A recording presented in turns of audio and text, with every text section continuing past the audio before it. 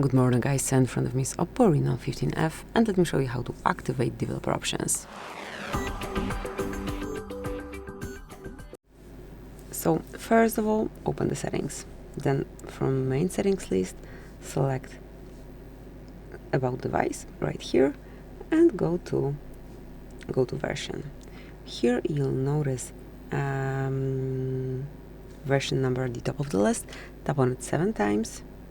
And as you can see, after that you are a developer. Let's go back, and now under system and update you will be able to reach developer options. So this is how you can unlock it. Smoothly tap 7 times on this version icon, and then whenever you want to hide developer panel, just unmark the stop indicator and restart your device. Thank you for watching. Please subscribe our channel and leave the thumbs up.